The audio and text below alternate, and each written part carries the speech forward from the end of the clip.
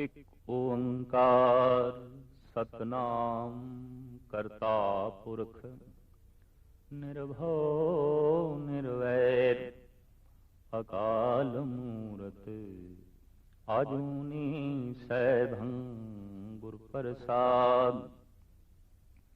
ਆਸਾ ਮਹੱਲਾ ਪਹਿਲਾ। ਵਾਰ ਸਲੋਕਾਂ ਨਾਲ ਸ਼ਲੋਕ भी मैले पहले के लिखे टुंडे असराजे की धुनी।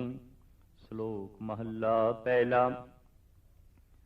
बलहारी गुर अपने दिहाड़ी सदवार जिन मानस ते देवते किए करत न लागी वार। मल्ला दूजा।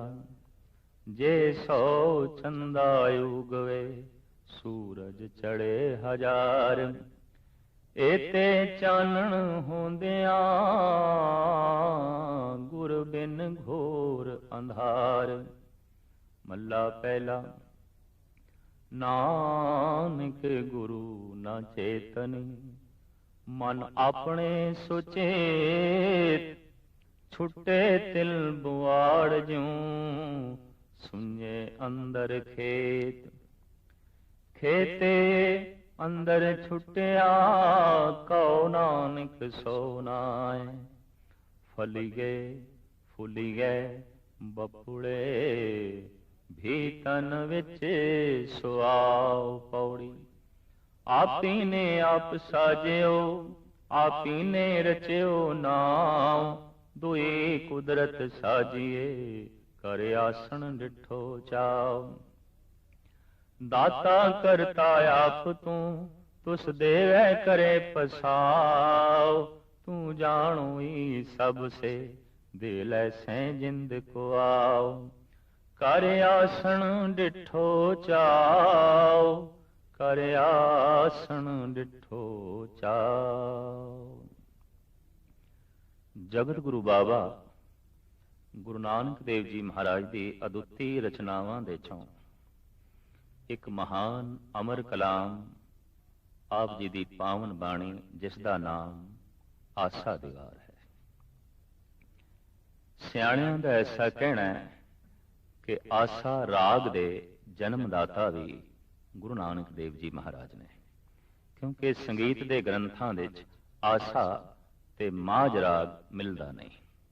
लिहाजा सियाणियां दा ऐसा कहना ये दो राग गुरु नानक देव जी महाराज की देन ने। इस राग दे सतगुरु देव जी महाराज ने जिहड़ी अपनी अगम्मी रचना उचारण की है उसका नाम है आसा दी वार। वार ओ कलाम ओ बाणी जो जंगी तरज नाल उचारण की जाती है और ये कुछ सुभावक ही ऐसा हो गया है कि वार शब्द के अर्थ इत्थे भी जंगी ने। जंगी तरस दे नाल उचारण की हुई बाणी। हिंदुस्तान जिथे संतां महापुरुषां दा देश है उत्थे सूरबीर महाबली ते जोधियां दा देश भी ये रहा है।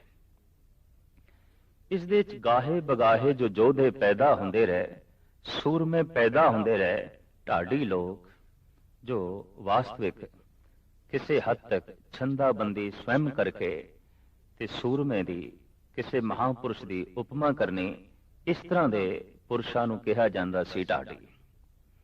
ये धुन भी खुद बनाते सन, ये तरज खुद अपने अंदरों पैदा करते सन।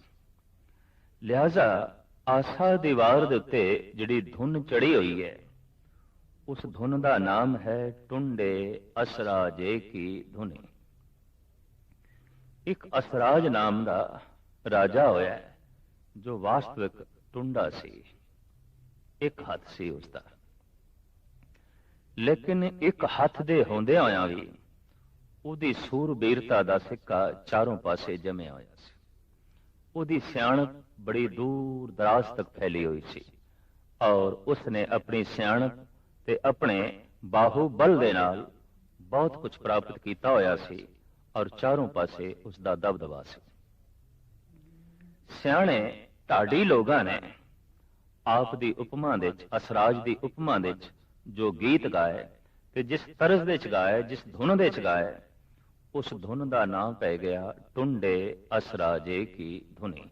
ਉਂਝ ਗੁਰੂ ਗ੍ਰੰਥ ਸਾਹਿਬ ਜੀ ਮਹਾਰਾਜ ਦੇ ਵਿੱਚ ਵਾਰਾਂ ਦੇ ਉੱਪਰ ਇਸ ਤਰੀਕੇ ਦੀਆਂ 9 ਧੁਨਾਂ ਚੜੀਆਂ ਹੋਈਆਂ ਨੇ, ਜਿਹਦੇ ਚ ਇੱਕ ਇਹ ਧੁਨ ਹੈ, ਫਿਰ ਚੰਦਰਹਾੜਾ ਸੋਈਆਂ ਕੀ ਧੁਨੀ ਗਾਵਣੀ, ਲੱਲਾ ਬਹਿਲੀਮਾ ਕੀ ਧੁਨੀ ਗਾਵਣੀ। ਇਹ ਇਤਿਆਦਕ ਇਹ ਧੁਨਾਂ ਨੇ। ਇੱਕ ਤਰਜ਼, ਐਸੀ ਤਰਜ਼ ਜੋ ਕਿਸੇ ਸੰਗੀਤਕਾਰ ਦੇ ਨਾਲ ਹੀ ਜੁੜ ਕੇ ਰਹਿ ਗਈ ਔਰ ਉਸ ਦੇ ਨਾਲ ਜੁੜ ਕੇ ਰਹਿ ਗਈ, ਜਿਸ ਦੀ ਉਪਮਾ ਵਿੱਚ ਉਹ ਗੀਤ ਤੇ ਤਰਜ਼ ਉਚਾਰਨ ਕੀਤੀ ਗਈ। ਇਹ ਧੁਨਾਂ ਗੁਰੂ ਅਰਜਨ ਦੇਵ ਜੀ ਮਹਾਰਾਜ ਨੂੰ ਇਤਨੀਆਂ ਪਿਆਰੀਆਂ ਲੱਗੀਆਂ, ਇਤਨੀਆਂ ਚੰਗੀਆਂ ਲੱਗੀਆਂ ਕਿ ਆਪ ਨੇ ਉਹਨਾਂ ਧੁਨਾਂ ਨੂੰ ਵੀ ਗੁਰੂ ਗ੍ਰੰਥ ਸਾਹਿਬ ਜੀ ਮਹਾਰਾਜ ਦੇ ਥਾਂ ਦੇ ਦਿੱਤੀ। ਗੁਰੂ ਗ੍ਰੰਥ ਸਾਹਿਬ ਜੀ ਮਹਾਰਾਜ ਜਿੱਥੇ ਕਵਿਤਾ ਸਾਹਿਤ ਦੇ ਅਦੁੱਤੀ ਖਜ਼ਾਨੇ ਨੇ, ਗਿਆਨ ਦੇ ਮਹਾਸਾਗਰ ਨੇ, ਉੱਥੇ ਸੰਗੀਤ ਦੇ ਵੀ ਮਹਾਨ ਅਥਾਹ ਨਾ ਮੁਕਣ ਵਾਲੇ ਸਾਗਰ ਨੇ। ਕਿਸੇ ਵੀ ਪੱਖ ਤੋਂ ਗੁਰੂ ਗ੍ਰੰਥ ਸਾਹਿਬ ਜੀ ਮਹਾਰਾਜ ਨੂੰ ਲਈਏ, ਜ਼ਿੰਦਗੀ ਦੇ ਹਰ ਮਸਲੇ ਦਾ ਹੱਲ ਤੇ ਜ਼ਿੰਦਗੀ ਦੇ ਹਰ ਮਸਲੇ ਦੀ ਪੂਰਨਤਾ ਗੁਰੂ ਗ੍ਰੰਥ ਸਾਹਿਬ ਜੀ ਮਹਾਰਾਜ ਦੇ ਚੋਂ ਪ੍ਰਾਪਤ ਹੁੰਦੀ ਹੈ। ਚਾਹੇ ਗਿਆਨ ਦੇ ਪੱਖ ਨੂੰ ਲਈਏ, ਵਿਗਿਆਨ ਦੇ ਪੱਖ ਨੂੰ ਲਈਏ, ਸਮਾਜ ਦੇ ਪੱਖ ਨੂੰ ਲਈਏ, ਰਾਜਨੀਤੀ ਦੇ ਪੱਖ ਨੂੰ ਲਈਏ, ਸੰਗੀਤ ਸਾਹਿਤ ਤੇ ਕਲਾ ਦੇ ਪੱਖ ਤੋਂ ਲਈਏ, ਗੁਰੂ ਗ੍ਰੰਥ ਸਾਹਿਬ ਜੀ ਮਹਾਰਾਜ ਹਰ ਪੱਖ ਦੇ ਵਿੱਚ ਸੰਪੂਰਨ ਨੇ, ਮੁਕੰਮਲ ਨੇ। ਸਾਹਿਬ ਸ੍ਰੀ ਗੁਰੂ ਨਾਨਕ ਦੇਵ ਜੀ ਮਹਾਰਾਜ ਦੀਆਂ ਅਗੰਮੀ ਬਾਣੀਆਂ ਜਪਜੀ ਸਾਹਿਬ, ਸਿੱਧ ਗੋਸ਼ਟ, ਤੁਖਾਰੀ 12 ਇਸ ਤਰ੍ਹਾਂ ਦੀਆਂ ਮਹਾਨ ਬਾਣੀਆਂ ਦੇ ਚੋਂ ਹੀ ਆਪ ਦੀ ਇੱਕ ਮਹਾਨ ਬਾਣੀ ਹੈ ਆਸਾ ਦੀਵਾਰ। ਇਸ ਦੇ ਵਿੱਚ ਦਰਸ਼ਨ, ਫਿਲਸਫਾ, ਅਧਿਆਤਮਿਕਤਾ ਔਰ ਭਾਵ, ਇਹਨਾਂ ਸਾਰੇ ਧਾਰਮਿਕ ਚਿੰਨ੍ਹਾਂ ਨੂੰ ਗੁਰੂ ਨਾਨਕ ਦੇਵ ਜੀ ਮਹਾਰਾਜ ਨੇ ਬੜੇ ਸੋਹਣੇ ਢੰਗ ਨਾਲ ਉਜਾਗਰ ਕੀਤਾ ਹੈ। ਗੁਰੂ ਗ੍ਰੰਥ ਸਾਹਿਬ ਜੀ ਮਹਾਰਾਜ ਦੀ ਬਣੀ ਹੋਈ ਮਰਿਆਦਾ ਦੇ ਮੁਤਾਬਕ ਇਸ ਬਾਣੀ ਦੇ ਉੱਪਰ ਵੀ ਪਹਿਲੇ ਮੰਗਲਾਚਰਨ ਹੈ, ਮੂਲ ਮੰਤਰ ਹੈ, ਲਿਹਾਜ਼ਾ ਉਸ ਦੇ ਅਖਰੀ ਅਰਥ ਇੱਕ ਓੰਕਾਰ, ਉਹ ਇੱਕ ਹੈ ਜਿਸ ਤੋਂ ਉਤਪਤੀ, ਪਾਲਣਾ ਤੇ ਨਾਸ ਹੋ ਰਿਹਾ ਹੈ। ਉਹ ਸਤ ਸਰੂਪ ਹੈ, ਉਹਦਾ ਨਾਮ ਸਤ ਹੈ।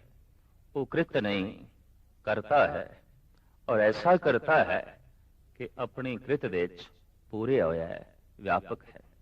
ਉਹ ਭੈ ਤੋਂ ਰਹਿਤ ਹੈ, ਵੈਰ ਤੋਂ ਰਹਿਤ ਹੈ, ਕਾਲ ਤੋਂ ਰਹਿਤ ਹੈ, ਲੇਕਿਨ ਕਲਪਨਾ ਮਾਤਰ ਨਹੀਂ ਹੈ, ਮੂਰਤੀਮਾਨ ਹੈ। ਉਹ ਜਨਮ ਦੇ ਚ ਨਹੀਂ ਹੈ ਔਰ ਸੁਤੇ ਸਿਤ ਆਪਣੇ ਆਪ ਤੋਂ ਆਪ ਹੀ ਪ੍ਰਕਾਸ਼ਮਾਨ ਹੈ। ਉਹ ਗੁਰੂ ਹੈ ਤੇ ਪ੍ਰਸਾਦ, ਉਹ ਦਇਆ ਦੀ ਮੂਰਤੀ ਹੈ, ਉਹ ਰਹਿਮਤ ਦਾ ਖਜ਼ਾਨਾ ਹੈ। ਆਸਾ ਮਹੱਲਾ ਪਹਿਲਾ, ਵਾਰ ਸਲੋਕਾ ਨਾਲ, ਸਲੋਕ ਵੀ ਮਹਿਲੇ ਪਹਿਲੇ ਕੇ ਲਿਖੇ। ਇਹ ਵਾਰ ਮਹੱਲੇ ਪਹਿਲੇ ਦੀ ਹੈ।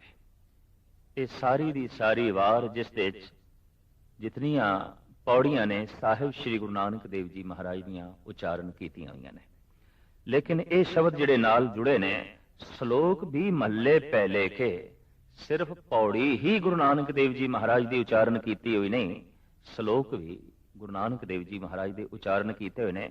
ਵਾਰ ਸ਼ੁੱਧ ਰੂਪ ਦੇ ਵਿੱਚ ਸਿਰਫ ਪੌੜੀਆਂ ਹੀ ਨੇ, ਸਲੋਕ ਗੁਰੂ ਅਰਜਨ ਦੇਵ ਜੀ ਮਹਾਰਾਜ ਨੇ ਬਾਅਦ ਵਿੱਚ ਜੋੜੇ ਨੇ। ਜਿਹੜੇ ਜਿਹੜੇ ਸਲੋਕ ਵਾਰਾਂ ਦੇ ਵਿੱਚ ਪੌੜੀਆਂ ਨਾਲ ਸ਼ਮੂਲੀਅਤ ਨਹੀਂ ਹਾਸਲ ਕਰ ਸਕੇ, ਐਸੇ ਸਲੋਕਾਂ ਨੂੰ ਗੁਰੂ ਅਰਜਨ ਦੇਵ ਜੀ ਮਹਾਰਾਜ ਨੇ ਗੁਰੂ ਗ੍ਰੰਥ ਸਾਹਿਬ ਜੀ ਮਹਾਰਾਜ ਦੇ ਅਖੀਰ ਵਿੱਚ ਦਰਜ ਕਰਕੇ ਤੇ ਉਹਨਾਂ ਦਾ ਸਿਰਲੇਖ ਲਿਖਿਆ, ਸਲੋਕ ਵਾਰਾਂ ਤੋਂ ਵਧੇਕ। ਉਹ ਸਲੋਕ ਜੋ ਵਾਰਾਂ ਦੇ ਵਿੱਚ ਨਹੀਂ ਸਮਾ ਸਕੇ, ਵਾਰਾਂ ਦੇ ਨਾਲ ਨਹੀਂ ਜੋੜੇ ਜਾ ਸਕੇ। ਤੋ ਆਸਾ ਰਾਗ ਦੇ ਅੰਦਰ ਇਹ ਵਾਰ ਉਚਾਰਨ ਕੀਤੀ ਹੋਈ ਹੈ ਤੇ ਦਿੱਤੇ ਹੋਏ ਇਸ ਸਿਰਲੇਖ ਦੇ ਮੁਤਾਬਕ ਸ਼ਲੋਕ ਵੀ ਪਹਿਲੇ ਪਾਤਸ਼ਾਹ ਜੀ ਦੇ ਨੇ। ਸ਼ਲੋਕ ਮਹੱਲਾ ਪਹਿਲਾ, ਪ੍ਰਥਮ ਸ਼ਲੋਕ।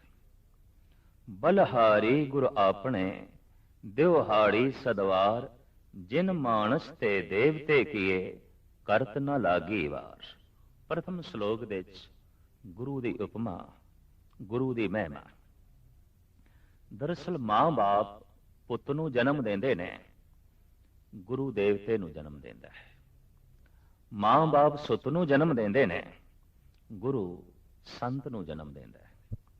ਮਾਂ ਬਾਪ ਭੌਤਿਕ ਸਰੀਰ ਨੂੰ ਜਨਮ ਦਿੰਦੇ ਨੇ, ਗੁਰੂ ਅਧਿਆਤਮਵਾਦ ਨੂੰ ਜਨਮ ਦਿੰਦਾ ਹੈ, ਰੂਹਾਨੀ ਸਰੀਰ ਨੂੰ ਜਨਮ ਦਿੰਦਾ ਹੈ।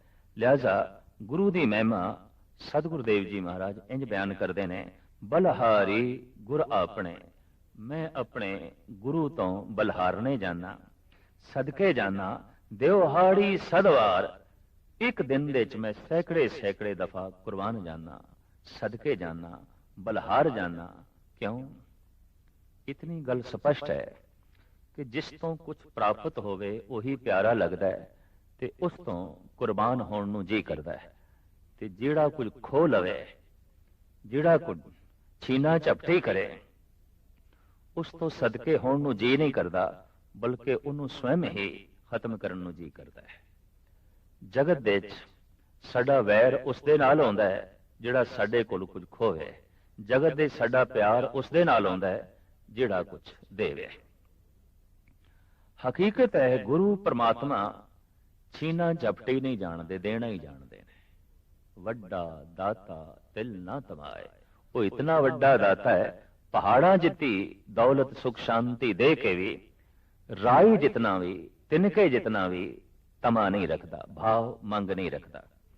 ਤੋ ਸਾਹਿਬ ਕਹਿੰਦੇ ਨੇ, ਮੈਂ ਸਦਕੇ ਜਾਣਾ ਇੱਕ ਦਿਨ ਦੇ ਵਿੱਚ ਸੈਂਕੜੇ ਸੈਂਕੜੇ ਵਾਰੀ ਉਸ ਗੁਰੂ ਤੋਂ, ਜਿਸ ਨੇ ਜਿਨ ਮਾਨੁਸ ਤੇ ਦੇਵਤੇ ਕੀਏ ਕਰਤ ਨਾ ਲਾਗੀ ਵਾਰ, ਜਿਸ ਨੇ ਮਨੁੱਖ ਨੂੰ ਦੇਵਤਾ ਬਣਾ ਦਿੱਤਾ, ਲੇਕਿਨ ਮਨੁੱਖ ਨੂੰ ਦੇਵਤਾ ਬਣਾਉਣ ਲੱਗਿਆਂ ਰੰਚਕ ਮਾਤਰ ਵੀ ਦੇਰੀ ਨਹੀਂ ਲਾਈ।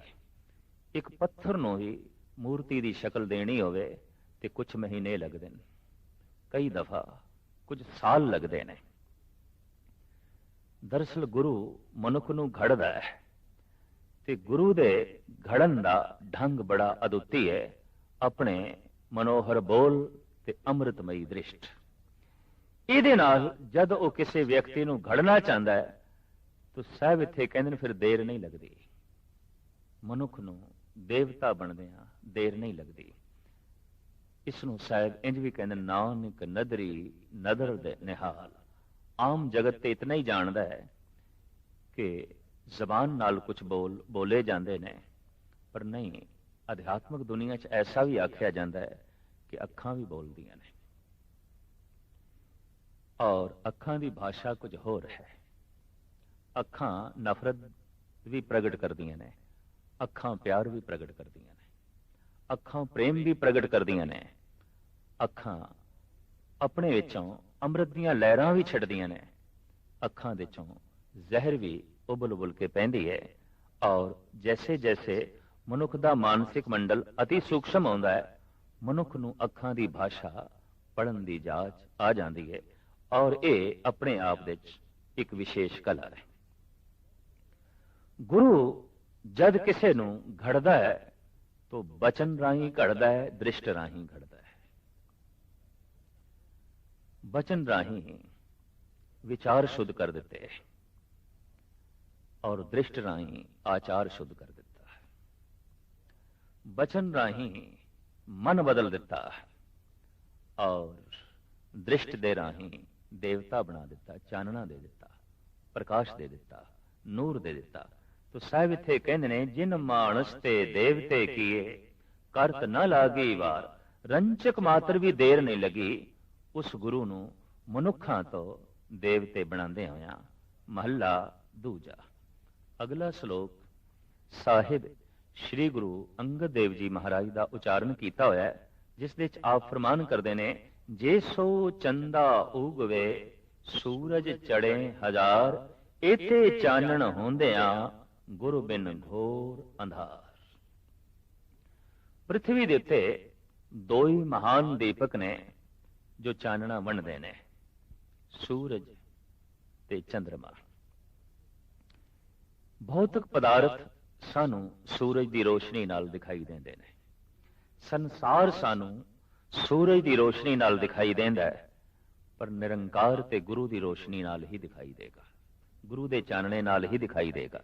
ਇੰਜ ਕਹਿ ਲਈਏ, ਗੁਰੂ ਇੱਕ ਜੋਤੀ ਹੈ, ਗੁਰੂ ਇੱਕ ਜੋਤ ਹੈ, ਗੁਰੂ ਇੱਕ ਫਿਲਸਫਾ ਹੈ, ਗੁਰੂ ਇੱਕ ਨੂਰ ਹੈ, ਗੁਰੂ ਇੱਕ ਤਨ ਨਹੀਂ, ਗੁਰੂ ਇੱਕ ਮਹਾਨ ਰੋਸ਼ਨੀ ਹੈ, ਮਹਾਨ ਵਿਚਾਰ ਹੈ, ਮਹਾਨ ਨੂਰ ਹੈ।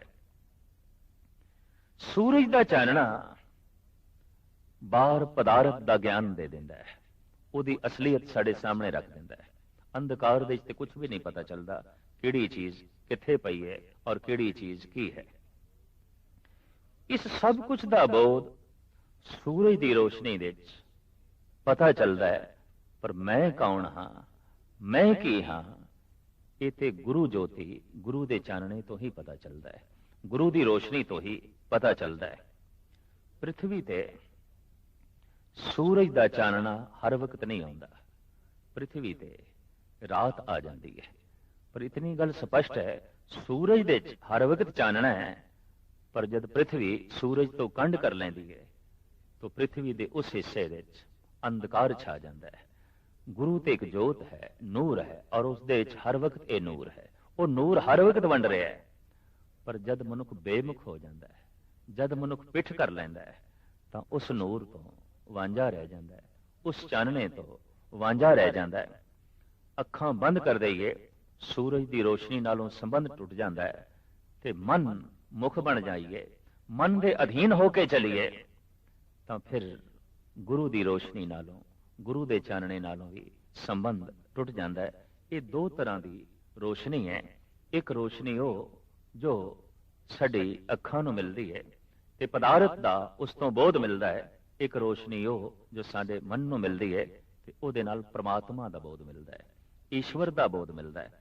ਇਸ ਵਾਸਤੇ ਸਾਹਿਬ ਕਹਿੰਦੇ ਨੇ, ਜੇ ਸੋ ਚੰਦਾ ਉਗਵੇ ਸੂਰਜ ਚੜੇ ਹਜ਼ਾਰ, ਚਾਹੇ ਇੱਕ ਚੰਦਰਮਾ ਨਹੀਂ ਸੈਂਕੜੇ ਚੰਦਰਮਾ ਆਕਾਸ਼ ਦੇ ਉੱਤੇ ਉਤਰ ਆਣ, ਔਰ ਸੂਰਜ ਇੱਕ ਨਹੀਂ ਹਜ਼ਾਰਾਂ ਸੂਰਜ ਆ ਕੇ ਆਪਣੀ ਰੋਸ਼ਨੀ ਵੰਡਣ, ਪਰ ਇਹ ਤੇ ਚਾਨਣ ਹੁੰਦਿਆਂ ਗੁਰੂ ਬਿਨ ਘੋਰ ਅੰਧਾਰ।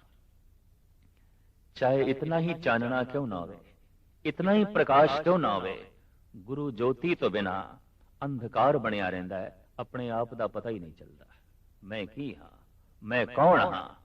ਬੰਦੇ ਨੂੰ ਇਸ ਗੱਲ ਦਾ ਬੋਧ ਨਾ ਹੋਵੇ ਤੇ ਮਨੁੱਖ ਦੀ ਦੁਨੀਆ 'ਚ ਕਿਤਨਾ ਵੱਡਾ ਅੰਧਕਾਰ ਹੈ। ਕਈ ਦਫਾ ਦੇਖੀਦਾ ਹੈ, ਬੰਦੇ ਨੂੰ ਪਹਾੜਾਂ ਦਾ ਪਤਾ ਹੈ, ਸਾਗਰ ਦਾ ਪਤਾ ਹੈ, ਦਰਿਆਵਾਂ ਦਾ ਪਤਾ ਹੈ, ਮੁਲਕਾਂ ਦਾ ਪਤਾ ਹੈ, ਕੌਮਾਂ ਦਾ ਪਤਾ ਹੈ, ਪਸ਼ੂ ਪੰਖੀਆਂ ਦਾ ਵੀ ਮਨੁੱਖ ਦੇ ਕੋਲ ਬੋਧ ਹੈ, ਗ੍ਰਹਿ ਨਛੱਤਰਾਂ ਦਾ ਵੀ ਮਨੁੱਖ ਦੇ ਕੋਲ ਬੋਧ ਹੈ। ਪਰ ਕਿਤਨੀ ਗਜ਼ਬ ਦੀ ਗੱਲ ਹੈ ਕਿ ਮਨੁੱਖ ਦੇ ਕੋਲ ਆਪਣੇ ਆਪ ਦਾ ਕੋਈ ਬੋਧ ਨਹੀਂ, ਆਪਣੇ ਆਪ ਦਾ ਕੋਈ ਗਿਆਨ ਨਹੀਂ। ਇਹ ਕੌਣ ਹੈ? ਕਿਸੇ ਵਿਗਿਆਨਕ ਕੋਲ ਪੁੱਛਾਂਗੇ ਤੇ ਉਸ ਦਾ ਜਿਹੜਾ ਜਵਾਬ ਹੋਵੇਗਾ ਉਹ ਅਧੂਰਾ ਹੋਵੇਗਾ, ਇੰਜ ਕਹਿ ਲਈਏ ਉਹ ਗਲਤ ਹੋਵੇਗਾ। ਪਰ ਜੇ ਕਿਸੇ ਭਗਤ ਕੋਲੋਂ ਪੁੱਛੀਏ, ਸੰਤ ਕੋਲ ਪੁੱਛੀਏ, ਤਾਂ ਉਹਦਾ ਤੇ ਕਹਿਣਾ ਇਹੀ ਹੋਵੇਗਾ, ਕਹੋ ਕਬੀਰ ਇਹ ਰਾਮ ਕੀ ਅੰਸ਼, ਜਸ ਕਾਗਦ ਪਰ ਮਿਟੇ ਨਾ ਮਨਸ। ਮੈਂ ਤੇ ਰਾਮ ਦੀ ਅੰਸ਼ ਹਾਂ, ਮੈਨੂੰ ਪਤਾ ਚੱਲ ਗਿਆ ਹੈ ਮੈਂ ਉਸ ਸੂਰਜ ਦੀ ਕਿਰਨ ਹਾਂ, ਮੈਨੂੰ ਪਤਾ ਚੱਲ ਗਿਆ ਹੈ ਮੈਂ ਉਸ ਸਾਗਰ ਦੀ ਲਹਿਰ ਹਾਂ। ਪਰ ਇਹ ਪਤਾ ਚੱਲਦਾ ਹੈ ਗੁਰੂ ਚਾਨਣੇ ਦੇ ਵਿੱਚ, ਇਸ ਦਾ ਬੋਧ ਮਿਲਦਾ ਹੈ ਗੁਰੂ ਜੋਤੀ ਨਾਲ। ਇਸ ਵਾਸਤੇ ਸਾਹਿਬ ਕਹਿੰਦੇ ਨੇ ਕਿ ਇੱਕ ਚੰਦਰਮਾ ਨਹੀਂ ਸੈਂਕੜੇ ਚੰਦਰਮਾ, ਇੱਕ ਸੂਰਜ ਨਹੀਂ ਹਜ਼ਾਰਾਂ ਸੂਰਜ ਜੇ ਆਸਮਾਨ ਦੇ ਉੱਤੇ ਆ ਕੇ ਆਪਣੀ ਰੋਸ਼ਨੀ ਵੰਡਣ, ਤਾਂ ਵੀ ਆਪਣੇ ਆਪ ਦਾ ਬੋਧ ਨਹੀਂ ਮਿਲਦਾ, ਪਤਾ ਹੀ ਨਹੀਂ ਚੱਲਦਾ ਕਿ ਮੈਂ ਕੌਣ ਹਾਂ, ਮੈਂ ਕੀ ਹਾਂ। ਇਹ ਗੁਰੂ ਜੋਤੀ ਨਾਲ ਹੀ ਪਤਾ ਚੱਲਦਾ ਹੈ। ਇਸ ਵਾਸਤੇ ਗੁਰੂ ਇੱਕ ਐਸਾ ਮਹਾਨ ਨੂਰ ਹੈ ਜਿਸ ਤੋਂ ਹਜ਼ਾਰਾਂ ਸੂਰਜ ਕੁਰਬਾਨ ਕੀਤੇ ਜਾ ਸਕਦੇ ਨੇ। ਗੁਰੂ ਇੱਕ ਐਸਾ ਮਹਾਨ ਚਾਨਣਾ ਹੈ ਜਿਹਦੇ ਸਾਹਮਣੇ ਹਜ਼ਾਰਾਂ ਚੰਦਰਮਾ ਤੁੱਛ ਨੇ। ਜੇ ਸੋ ਚੰਦਾ ਉਗਵੇ ਸੂਰਜ ਚੜੇ ਹਜ਼ਾਰ, ਇਤੇ ਚਾਨਣ ਹੁੰਦਿਆਂ ਗੁਰੂ ਬਿਨ ਘੋਰ ਅੰਧਾਰ। ਮੱਲਾ ਪਹਿਲਾ। ਨਾਨਕ ਗੁਰੂ ਨ ਚੇਤਨੇ ਮਨ ਆਪਣੇ ਸੁਚੇਤ। ਮਨੁੱਖ ਦਾ ਹੱਠ, ਮਨੁੱਖ ਦਾ ਅਹੰਕਾਰ ਐਸਾ ਸੋਚਣ ਤੇ ਉਸ ਨੂੰ ਮਜਬੂਰ ਕਰ ਦਿੰਦਾ ਹੈ ਕਿ ਮੈਂ ਸੁਚੇਤ ਹਾਂ, ਸਾਵਧਾਨ ਹਾਂ, ਮੈਂ ਸਭ ਕੁਝ ਜਾਣਦਾ, ਮੈਨੂੰ ਸਭ ਕੁਝ ਪਤਾ ਹੈ। ਤੇ ਗੁਰੂ ਦਾ ਚਿੰਤਨ ਨਹੀਂ ਕਰਦਾ, ਗੁਰੂ ਨੂੰ ਯਾਦ ਨਹੀਂ ਕਰਦਾ, ਗੁਰੂ ਨਾਲ ਜੁੜਦਾ ਨਹੀਂ। ਇਸ ਵਾਸਤੇ ਨਹੀਂ ਜੁੜਦਾ, ਮਨ ਆਪਣੇ ਸੁਚੇਤ, ਆਪਣੇ ਮਨ ਵਿੱਚ ਮਨੀ ਬੈਠਾ ਹੈ ਕਿ ਮੈਂ ਤੇ ਸੁਚੇਤ ਹਾਂ, ਮੈਂ ਤੇ ਸਾਵਧਾਨ ਹਾਂ, ਮੈਂ ਤੇ ਸਭ ਕੁਝ ਜਾਣਦਾ, ਮੈਨੂੰ ਸਭ ਕੁਝ ਦਾ ਪਤਾ ਹੈ। ਮਹਾਰਾਜ ਕਹਿੰਦੇ ਨੇ ਇਸ ਤਰ੍ਹਾਂ ਦੀ ਸੋਚ ਵਿਚਾਰ ਵਾਲਾ ਮਨੁੱਖ ਜਿਹੜੀ ਜ਼ਿੰਦਗੀ ਬਤੀਤ ਕਰਦਾ ਹੈ, ਉਹ ਇਸ ਤਰ੍ਹਾਂ ਹੈ ਕਿ ਛੁੱਟੇ ਤਿਲ ਬੁਆੜ ਜਿਉਂ ਸੁੰਝੇ ਅੰਦਰ ਖੇਤ। ਕਿਸੇ ਸੁੰਝੇ ਖੇਤ ਦੇ ਚ ਤਿਲ ਬੁਆੜ ਤਿਲ, ਉਹ ਤਿਲ ਜਿਸ ਦੀ ਡੋਡੀ ਦੇ ਅੰਦਰ ਰਾਖ ਹੁੰਦੀ ਹੈ, ਫਲ ਨਹੀਂ ਹੁੰਦਾ। ਔਰ ਉਗਿਆ ਵੀ ਹੋਵੇ ਕਿਸੇ ਐਸੇ ਖੇਤ ਦੇ ਚ ਜੋ ਸੁੰਨਾ ਹੈ, ਜਿਸ ਦੀ ਕੋਈ ਮਲਕੀਅਤ ਨਹੀਂ, ਜਿਸ ਦਾ ਕੋਈ ਮਾਲਕ ਨਹੀਂ। ਮਹਾਰਾਜ ਕਹਿੰਦੇ ਨੇ ਇਹ ਤਿਲ ਸੁੰਨਾ ਹੈ, ਹਰ ਵਕਤ ਸੁੰਨਾਪਨ ਇਸ ਨੂੰ ਮਹਿਸੂਸ ਹੋਵੇਗਾ। ਗੁਰੂ ਦੇ ਚਾਨਣੇ ਤੋਂ ਬਿਨਾ, ਗੁਰੂ ਦੀ ਰੋਸ਼ਨੀ ਤੋਂ ਬਿਨਾ, ਚਾਹੇ ਇਹ ਪਰਿਵਾਰ ਵਿੱਚ ਬੈਠੇਗਾ, ਬਾਜ਼ਾਰ ਵਿੱਚ ਬੈਠੇਗਾ, ਸੰਸਾਰ ਵਿੱਚ ਬੈਠੇਗਾ, ਇਹਨੂੰ ਸੁੰਨਾਪਨ ਮਹਿਸੂਸ ਹੋਵੇਗਾ। ਔਰ ਸੁੰਨਾਪਨ ਇਸ ਨੂੰ ਬੇਚੈਨ ਕਰੇਗਾ, ਦੁਖੀ ਕਰੇਗਾ। ਅਕਸਰ ਦੇਖਿਆ ਹੈ ਮਨੁੱਖ ਸਾਥ ਲੱਭਦਾ ਹੈ, ਮਿੱਤਰ ਦਾ ਸਾਥ, ਪੁੱਤਰ ਦਾ ਸਾਥ, ਬਾਜ਼ਾਰ ਦਾ ਸਾਥ, ਸੰਸਾਰ ਦਾ ਸਾਥ, ਆਖਰ ਕੁਛ ਨਾ ਕੁਛ ਚਾਹੀਦਾ ਹੈ। ਲੇਕਿਨ ਸਭ ਕੁਛ ਦੇ ਨਾਲ ਬੈਠ ਕੇ ਰਹਿ ਕੇ ਵੀ ਮਨ ਦਾ ਸੁੰਨਾਪਨ ਦੂਰ ਨਹੀਂ ਹੁੰਦਾ। ਇਹ ਤੇ ਉਦੋਂ ਹੀ ਦੂਰ ਹੋਵੇਗਾ ਜਦ ਇਹ ਨਿਰੰਕਾਰ ਦੇ ਨਾਲ ਬੈਠੇਗਾ, ਜਦ ਇਹ ਕਰਤਾਰ ਦੇ ਨਾਲ ਬੈਠੇਗਾ। ਤੇ ਕਰਤਾਰ ਦੇ ਨਾਲ ਬੈਠਣਾ ਕੀ ਹੈ? ਕਰਤਾਰ ਦੀ ਯਾਦ ਵਿੱਚ ਬੈਠਣਾ, ਉਹਦੇ ਸਿਮਰਨ ਵਿੱਚ ਬੈਠਣਾ। ਤੋ ਸਾਹਿਬ ਕਹਿੰਦੇ ਨਾਨਕ ਗੁਰੂ ਨਾ ਚੇਤੈ, ਗੁਰੂ ਦਾ ਤੇ ਚਿੰਤਨ ਕਰਦਾ ਹੀ ਨਹੀਂ, ਗੁਰੂ ਦਾ ਤੇ ਸਿਮਰਨ ਕਰਦਾ ਨਹੀਂ। ਔਰ ਨਾ ਕਰਨ ਦਾ ਕਾਰਨ ਕੀ? ਮਨ ਆਪਣੇ ਸੁਚੇਤ। ਜੈਸੇ ਜੈਸੇ ਮਨੁੱਖ ਦੀ ਇਹ ਸੋਚਣੀ ਵੱਧਦੀ ਹੈ ਕਿ ਮੈਂ ਸਭ ਕੁਝ ਜਾਣਦਾ, ਵੈਸੇ ਵੈਸੇ ਸਭ ਕੁਝ ਜਾਣਨ ਤੋਂ ਇਹ ਰਹਿ ਜਾਂਦਾ ਹੈ। ਹਕੀਕਤ ਹੈ, ਜੈਸੇ ਜੈਸੇ ਇਸ ਦਾ ਅਹੰਕਾਰ ਵੱਧਦਾ ਹੈ ਕਿ ਮੈਨੂੰ ਬਹੁਤ ਕੁਝ ਪਤਾ ਹੈ, ਦਰਅਸਲ ਬਹੁਤ ਕੁਝ ਤੋਂ ਇਸ ਦਾ ਸੰਬੰਧ ਟੁੱਟ ਜਾਂਦਾ ਹੈ। ਜੈਸੇ ਜੈਸੇ ਇਹਦੇ ਸੰਸਾਰੀ ਅਕਲ ਤੇ ਸੰਸਾਰੀ ਪੜ੍ਹਾਈ ਇਸ ਨੂੰ ਮਜਬੂਰ ਕਰਦੀ ਹੈ ਕਿ ਮੇਰੇ ਕੋਲ ਬਹੁਤਾ ਗਿਆਨ ਹੈ, ਮੇਰੇ ਕੋਲ ਬਹੁਤਾ ਗਿਆਨ ਹੈ। ਦਰਅਸਲ ਬਹੁਤੇ ਗਿਆਨ ਦੀ ਹੋਂਦ ਤੇ ਬਹੁਤੇ ਗਿਆਨ ਦਾ ਮਾਣ ਬਹੁਤੇ ਅਗਿਆਨ ਨੂੰ ਇਕੱਠਾ ਕਰ ਦਿੰਦਾ ਹੈ, ਬਹੁਤੀ ਨਾਸਮਝੀ ਨੂੰ ਇਕੱਠਾ ਕਰ ਦਿੰਦਾ ਹੈ। ਤੇ ਸਾਹਿਬ ਕਹਿੰਦੇ ਨੇ ਮਨ ਦੇ ਸਮਝੀ ਬੈਠਾ ਹੈ ਕਿ ਮੈਂ ਸਭ ਕੁਝ ਜਾਣਦਾ, ਮੈਨੂੰ ਸਭ ਕੁਝ ਪਤਾ ਹੈ, ਤੇ ਗੁਰੂ ਦਾ ਚਿੰਤਨ ਨਹੀਂ ਕਰਦਾ। ਐਸਾ ਮਨੁੱਖ ਇਸ ਢੰਗ ਨਾਲ ਜ਼ਿੰਦਗੀ ਬਤੀਤ ਕਰਦਾ ਹੈ ਜਿਵੇਂ ਕਿਸੇ ਸੁੰਨੇ ਖੇਤ ਦੇ ਵਿੱਚ ਉਹ ਤਿਲ ਜਮੇ ਹੋਵੇ ਜਿਹਦੇ ਅੰਦਰ ਫਲ ਕੋਈ ਨਹੀਂ, ਕਾਲਕ ਹੀ ਕਾਲਕ ਹੈ, ਬੁਆੜ ਹੈ। ਖੇਤੇ ਅੰਦਰ ਛੁੱਟਿਆ ਕਹੋ ਨਾਨਕ ਸੋ ਨਾਮ। ਇਸ ਤਰ੍ਹਾਂ ਇਹ ਤਿਲ ਖੇਤ ਦੇ ਛੁੱਟੜ ਹੈ, ਕੋਈ ਮਾਲਕ ਨਹੀਂ ਹੈ। ਕਹੋ ਨਾਨਕ ਸੋ ਨਾਮ, ਉਹਦਾ ਸੌ ਨਹੀਂ ਹੈ ਕੋਈ, ਉਸ ਦਾ ਕੋਈ ਮਾਲਕ ਨਹੀਂ ਹੈ। ਫਲੀਏ ਫੁੱਲੀਏ ਬਪੁੜੇ ਭੀਤਨ ਵਿੱਚ ਸੁਆਓ। ਸਾਹਿਬ ਕਹਿੰਦੇ ਨੇ ਫਲਦਾ ਤੇ ਉਹ ਵੀ ਹੈ, ਐਸਾ ਨਹੀਂ ਕਿ ਉਹ ਤਿਲ ਫਲਦਾ ਨਹੀਂ, ਫਲਦਾ ਹੈ। ਉਹਨੂੰ ਫੁੱਲ ਵੀ ਲੱਗਦੇ ਨੇ, ਪੱਤੇ ਵੀ ਲੱਗਦੇ ਨੇ, ਹਵਾ ਨਾਲ ਲਹਿਰਾਂਦਾ ਵੀ ਹੈ, ਆਪਣੀ ਹੋਂਦ ਨੂੰ ਪ੍ਰਗਟ ਵੀ ਕਰਦਾ ਹੈ। ਪਰ ਸਾਹਿਬ ਕਹਿੰਦੇ ਨੇ ਭੀਤਨ ਵਿੱਚ ਸੁਆਓ। ਡੋਡੀ ਨੂੰ ਤੋੜ ਕੇ ਦੇਖੀਏ, ਅੰਦਰ ਝਾਤੀ ਮਾਰ ਕੇ ਦੇਖੀਏ ਤੇ ਅੰਦਰ ਰਾਖ ਹੁੰਦੀ ਹੈ, ਸੁਆਹ ਹੁੰਦੀ ਹੈ। ਗੁਰੂ ਤੋਂ ਬੇਮੁਖ ਹੋਇਆ ਮਨੁੱਖ ਵੀ ਫਲੀਭੂਤ ਤੇ ਹੁੰਦਾ ਹੈ, ਧਨ ਕਰਕੇ ਵੀ ਫਲੀਭੂਤ ਹੁੰਦਾ ਹੈ। ਔਰ ਉਸ ਦਾ ਫਲੀਭੂਤ ਹੋਣਾ ਚਾਰੋਂ ਪਾਸੇ ਦਿਖਾਈ ਵੀ ਦਿੰਦਾ ਬਈ ਤੇ ਬਹੁਤ ਫਲੀਭੂਤ ਹੋਇਆ। ਐਸਾ ਨਹੀਂ ਹੈ ਕਿ ਭਗਤ ਫਲੀਭੂਤ ਹੁੰਦੇ ਨੇ, ਨਾਸਤਿਕ ਵੀ ਫਲੀਭੂਤ ਹੁੰਦੇ ਨੇ।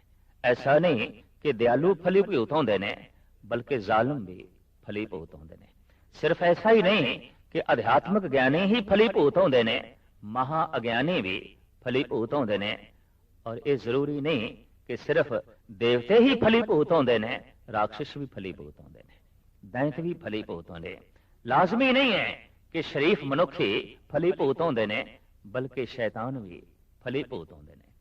ਪਰ ਸ਼ੈਤਾਨ ਦਾ ਫਲੀਭੂਤ ਹੋਣਾ, ਰਾਖਸ਼ ਦਾ ਫਲੀਭੂਤ ਹੋਣਾ, ਨਾਸਤਿਕ ਦਾ ਫਲੀਭੂਤ ਹੋਣਾ ਇੰਜ ਹੈ। ਸਾਹਿਬ ਕਹਿੰਦੇ ਜੈਸੇ ਕਿਸੇ ਛੁੱਟੇ ਤਿਲ ਹੈ, ਛੁੱਟੇ ਖੇਤ ਦੇ ਵਿੱਚ, ਬਿਨਾਂ ਮਾਲਕ ਦੇ ਖੇਤ ਦੇ ਵਿੱਚ ਕੋਈ ਬੂਟਾ ਉਗਿਆ ਹੈ ਤਿਲ ਦਾ, ਮਾਲਕ ਕੋਈ ਨਹੀਂ ਹੈ, ਨਿਖਸਮ ਹੈ। ਹਕੀਕਤ ਹੈ ਕਿ ਮਾਲਕ ਨਾ ਹੋਵੇ ਤੇ ਚਿੰਤਾਵਾਂ ਬਹੁਤ ਸਹਿਲ ਲੈਂਦੀਆਂ ਨੇ। ਭਾਈ ਹੀਰ ਸਿੰਘ ਨੇ ਤਦੀ ਤੇ ਕਹਿ ਦਿੱਤਾ ਹੈ, ਹੇ ਈਸ਼ਵਰ ਮੈਂ ਤੇਰੇ ਪਿੰਜਰੇ ਵਿੱਚ ਰਹਿ ਕੇ ਹੀ ਖੁਸ਼ ਹਾਂ। ਕਿਉਂ? ਇੱਕ ਤੇ ਬਿੱਲੀ ਦਾ ਡਰ ਗਿਆ, ਦੂਜਾ ਰਿਜ਼ਕ ਦੀ ਚਿੰਤਾ, ਰੋਜ਼ੀ ਦੀ ਚਿੰਤਾ ਇਹ ਵੀ ਗਈ। हे ਈਸ਼ਵਰ, हे ਪ੍ਰਮਾਤਮਾ, ਕਿਤਨਾ ਹੀ ਚੰਗਾ ਹੋਵੇ ਕਿ ਮੈਂ ਤੇਰੇ ਹੱਥ ਦੇ ਪਿੰਜਰੇ ਵਿੱਚ ਕੈਦ ਹੋਵਾਂ, ਨਿਸ਼ਚਿੰਤ ਹੋ ਜਾਵਾਂ। ਦਰਅਸਲ ਪ੍ਰਮਾਤਮਾ ਦੀ ਕੈਦ ਵੀ ਇੱਕ ਮਹਾਨ ਸੁਤੰਤਰਤਾ ਹੈ ਤੇ ਸੰਸਾਰ ਦੀ ਮਹਾਨ ਸੁਤੰਤਰਤਾ ਵੀ ਇੱਕ ਮਹਾਨ ਕੈਦ ਹੈ।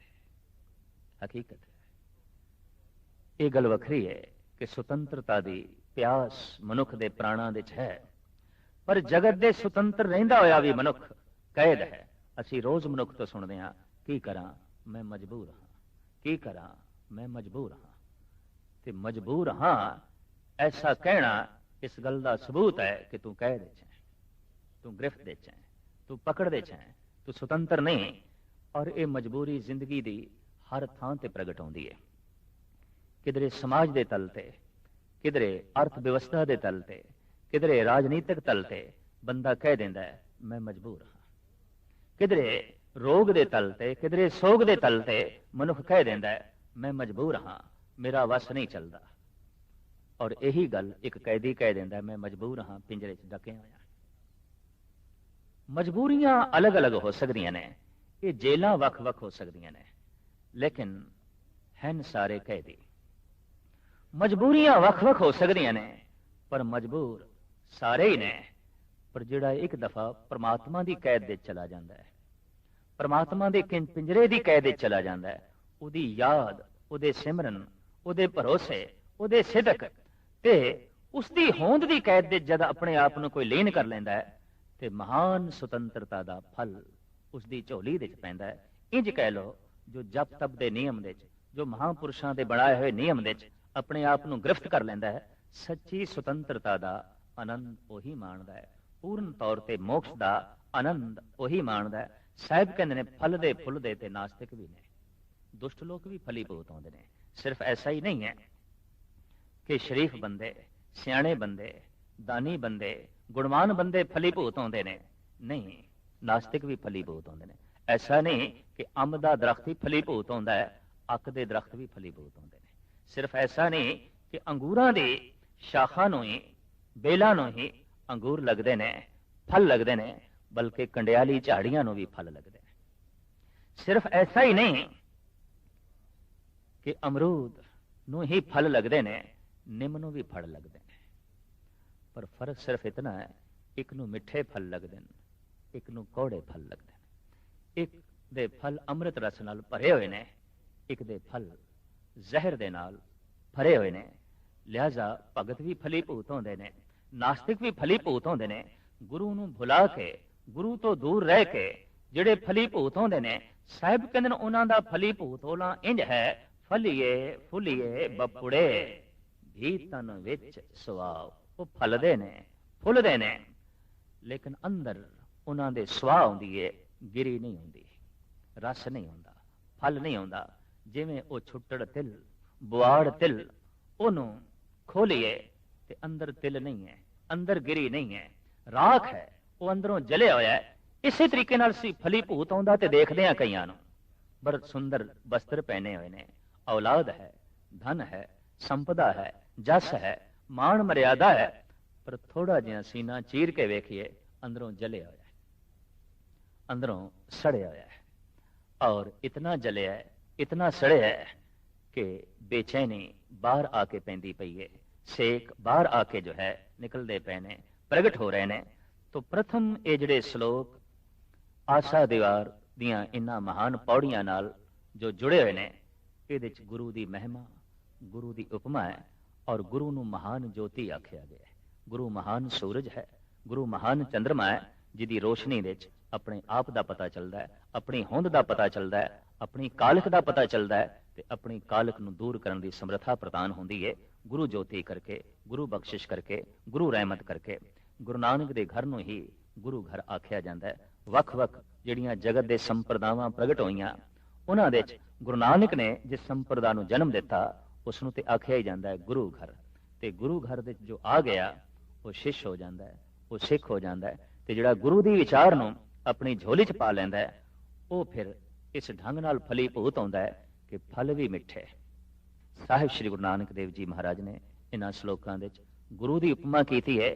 ਪੌੜੀ ਦੇ ਜੋ ਵਿਚਾਰ ਹੈ ਉਹ ਅਗਾਂਹ ਇਸ ਪ੍ਰਕਾਰ ਹੈ, ਇਸ ਪ੍ਰਕਾਰ ਹੈ, ਇਸ ਪ੍ਰਕਾਰ ਹੈ, ਇਸ ਪ੍ਰਕਾਰ ਹੈ।